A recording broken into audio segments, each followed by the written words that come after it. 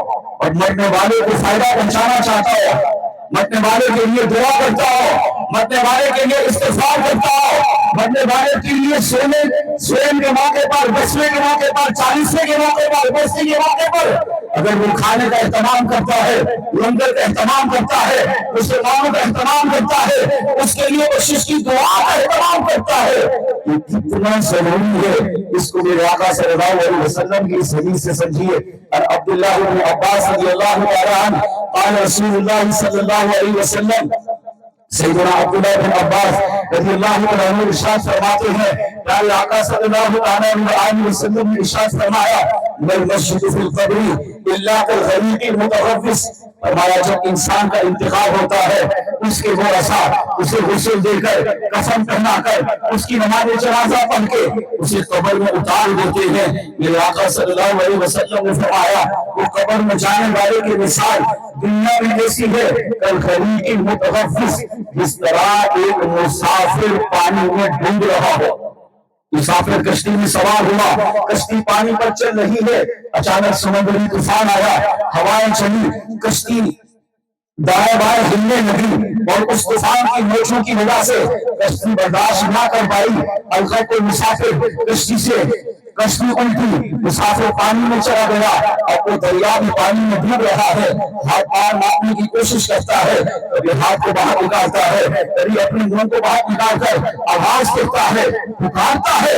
ہائے کوئی میرا ہاتھ پکڑ کر مجھے بچائے، کوئی میرے ہاتھ کو پکڑ کر مجھے سہارا دے، کوئی مجھے اٹھا کر اس سمندر کی گہرائی سے نکالے، مجھے ڈوبنے سے بچا لے، مجھے مرنے سے بچا لے، کوئی میری مدد کرے، میرا ہاتھ پکڑ کر مجھے سمندر کے کنارے پہنچا دے۔ آپ سوچیں مرنے والا کتنی تکلیف میں ہوگا، ڈوبنے والی موت اگرچہ شہادت کی موت ہے، مگر سوچیں تکلیف کتنی ہے، درد کتنا ہوگا، اسے احساس کتنا ہوگا۔ میرے آقا صلی اللہ علیہ وسلم نے مثال دے کر سمجھایا، ہمارے جسے قبر میں اتار کر آئے ہو، اس کی مثال ایسی ہے جیسے پانی میں ڈوبنے والا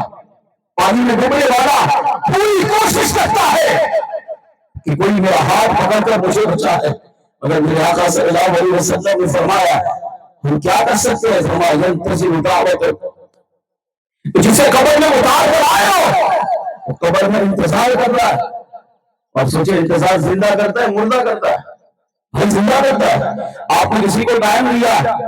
آپ وہاں پر نہیں پہنچے، وہ انتظار کرے گا۔ کسی نے آپ کو ٹائم دیا ہے، آپ ٹائم پہ نہیں پہنچے، اس کو تکلیف ہوگی۔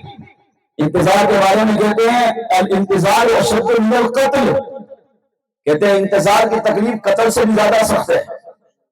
قتل میں انسان کو مارا، مر گیا، تکلیف نہیں ہوئی، اگر انتظار کرنے والا جس طرح لمحہ گزرے گا، وقت گزرے گا، اگر وہ آنے والا نہیں آیا اس کی تکلیف بڑھے گی۔ آقا فرماتے ہیں ینتظر دعوتن، وہ باپ، وہ بھائی، وہ ماں، وہ بہن جس کو آپ ابھی قبر میں بٹھا کر آئے ہیں، حضور فرماتے ہیں دنیا والے چلے جاتے ہیں، ینتظر دعوتن، وہ وہاں پر انتظار کرتا ہے۔ یا رسول اللہ کس چیز کا انتظار کرتا ہے؟ میرے آقا صلی اللہ علیہ وسلم نے ارشاد فرمایا ینتظر دعوتن، وہ زندہ مسلمانوں کی دعاؤں کا انتظار کرتا ہے۔ وہ کہتا ہے میرے پاس جو کچھ تھا میں تمہیں دے آیا، میرے پاس گاڑیاں تھی، زمینیں تھی، بنگلے تھی، مال تھا، جائیداد تھی، جو تھا میں نے سب اپنی اولاد کو دیا ہے،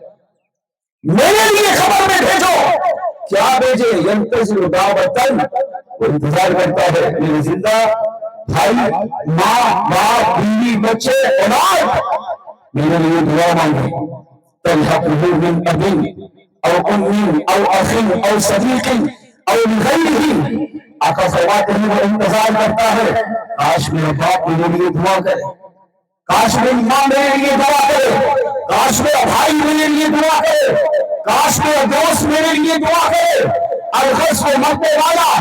قبر میں انتظار کرتا ہے کہ دنیا میں جس چیز سے میرا تعلق تھا، جس سے پیار تھا، جس کے ساتھ میں رہتا تھا، جس کے ساتھ اٹھتا بیٹھتا تھا، جس کے ساتھ میں کھاتا پیتا تھا، جس کے ساتھ میرا آنا جانا تھا، وہ انتظار کرتا ہے کہ کاش وہ زندہ شخص میرے لیے میرے مرنے کے بعد ہاتھ اٹھا کر بخشش کی دعا مانگے۔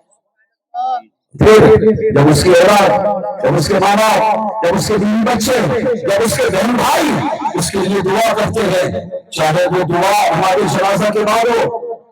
چاہے وہ دعا قبر پہ کھڑے ہو کر ہو، چاہے وہ دعا سین کے موقع پر ہو، چاہے وہ دعا 10ویں کے موقع پر ہو، چاہے وہ دعا 20ویں کے موقع پر ہو، چاہے 40ویں کے موقع پر ہو، چاہے نماز جمعہ کے بعد ہو، الغرض جب تک اس کے ورثاء اس کے لیے دعا کرتے رہتے ہیں، آقا صلی اللہ علیہ وسلم نے ارشاد فرمایا فَإِذَا نَحِكَتْهُ كَانَ أَحَبَّ إِلَيْهِ مِنَ الدُّنْيَا وَمَا فِيهَا۔ صحابہ جب اس مرنے والے کے زندہ افراد، اس کے ماں باپ، اس کے بیوی بچے، اس کے بہن بھائی، اس کی اولاد جب اس کے لیے ہاتھ اٹھا کر دعا مانگتی ہے، یہ دعا مانگنا یہ چھوٹا عمل نہیں ہے، فرمایا اللہ کریم رب اس دعا کا ثواب اس مرنے والے کو اتنا عطا کرتا ہے کان احب الیہ من الدنیا وما فیہا۔ آقا فرماتے ہیں اگر مرنے والے کے سامنے ساری دنیا کی دن دن من دولت کو جمع کر کے اس کے قدموں میں ڈال دو تو بھی اسے اتنی خوشی نہیں ملتی جتنی خوشی اللہ اس مرنے والے کو زندگی کی گناہوں کی برکت سے قبر میں عطا فرما دیتا ہے۔ وہ کہتا ہے دنیا ڈالو سے قبر میں یہ جواہرات ڈال دو، اسے کوئی فرق نہیں پڑتا، فرق تک پڑتا ہے انتہائی خوشی اس مرنے والے کو تب ملتی ہے جب اس کی اولاد اس کے لیے ہاتھ اٹھا کر بس اس کی دعا کا سوال کرتی ہے۔ کان احب الیہ من الدنیا وما فیہا۔ آقا فرما رہا ہے حضور جانتے تھے میری امت کو زندگی میں کیا چاہیے، آقا جانتے تھے میری امت کو ان کے مرنے کے بعد قبر میں کیا چاہیے۔ آقا صلی اللہ علیہ وسلم نے اپنی امت کا قبر میں بھی خیال رکھا،